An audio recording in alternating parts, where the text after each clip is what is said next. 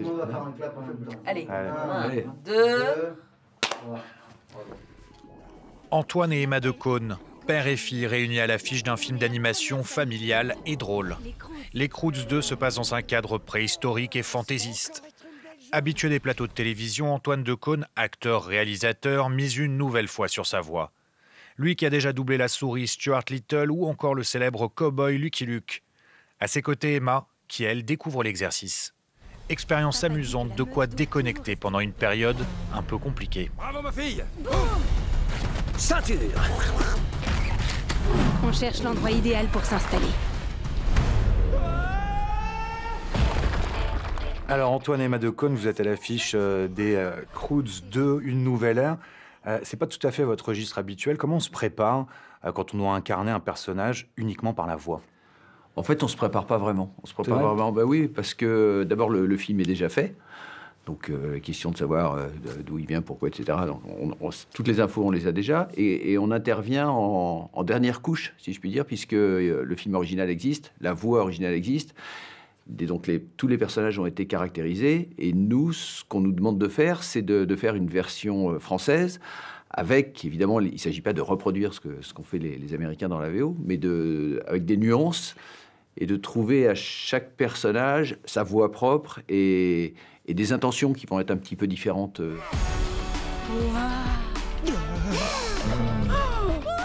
C'est curieux, comme toutes ces plantes comestibles sont parfaitement alignées. Génial. On ne peut pas se préparer comme on se préparait pour un rôle physique.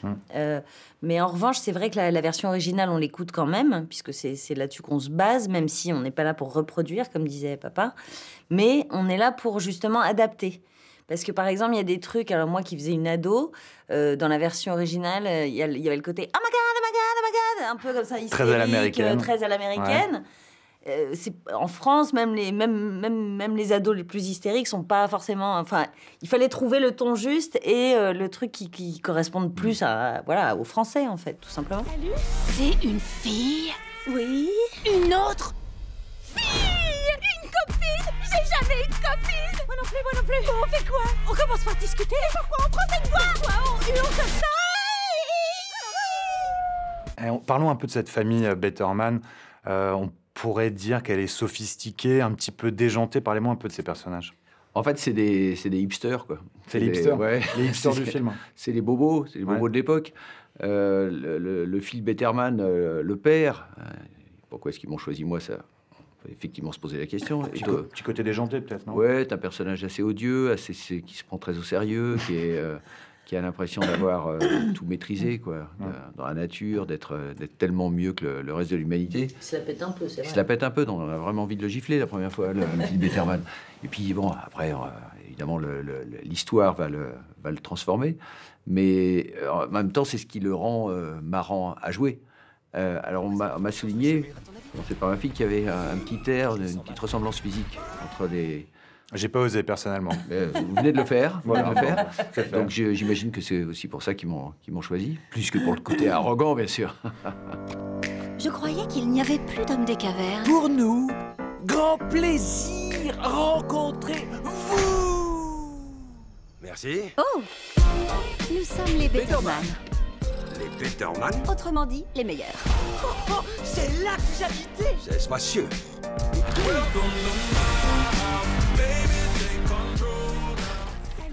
Et ce personnage est aussi un père protecteur qui essaie de s'immiscer un peu dans les affaires sentimentales, on va dire, de sa fille. Bien sûr.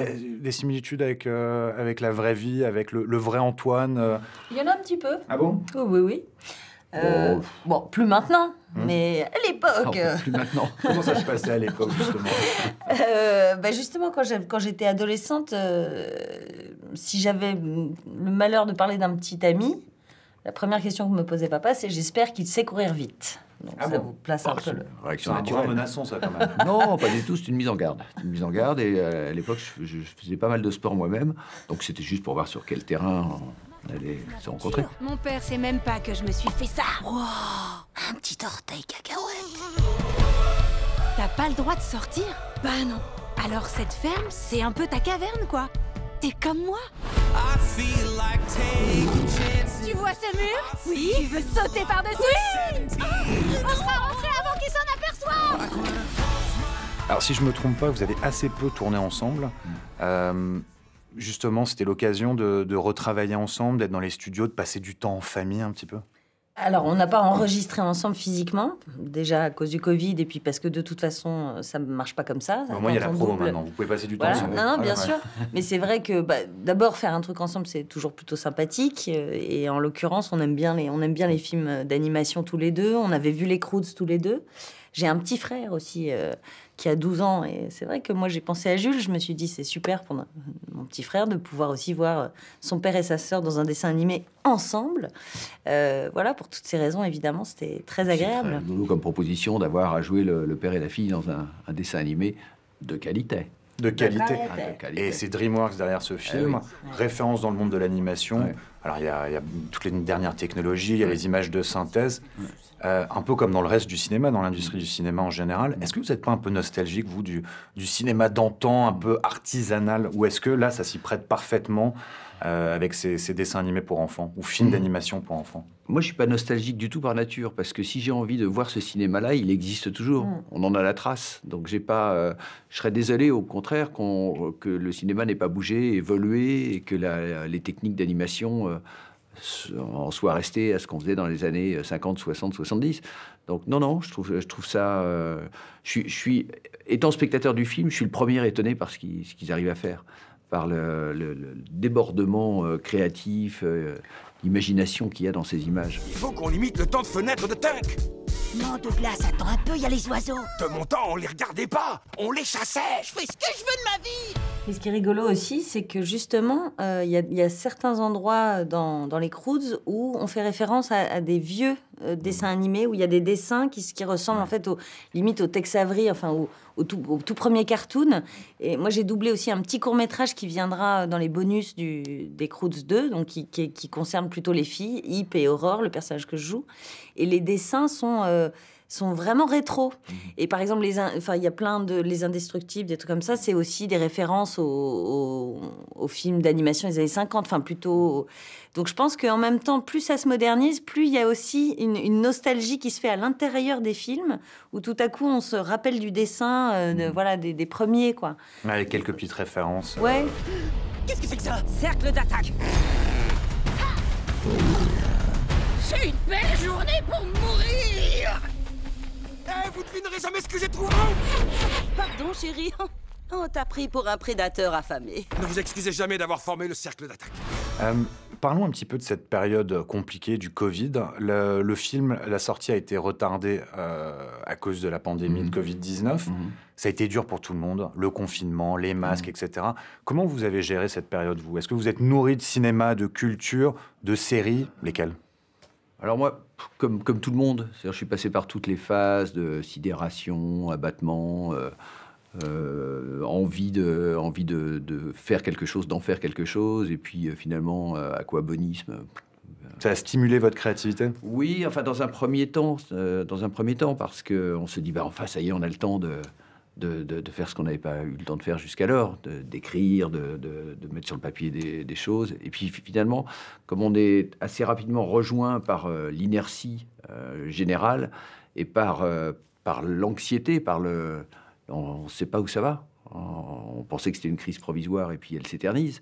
Mais non, mais oui, parce que moi, en fait, je me sens extrêmement privilégiée parce qu'au moment où on a commencé à être confiné, moi, j'ai démarré un projet que j'essayais de monter depuis plusieurs années. Donc, j'ai réalisé une série pour Canal+, qui s'appelle 9 Meufs. Donc, voilà, j'ai du bol. C'est fou. Elle est pas un petit peu hype, la framboise?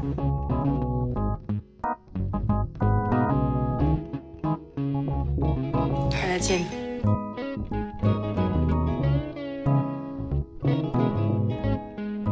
This is the city of love. Dernière petite question.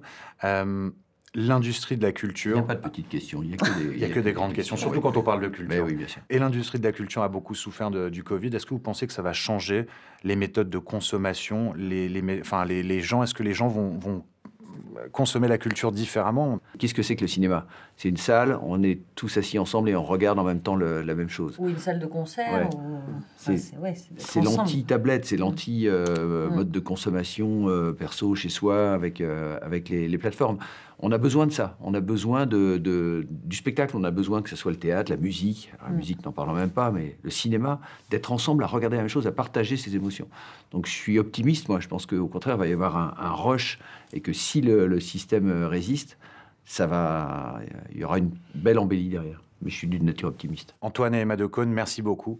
Voilà, c'est la fin de cette édition d'À l'affiche. Restez avec nous pour toujours plus d'infos et de reportages sur France 24.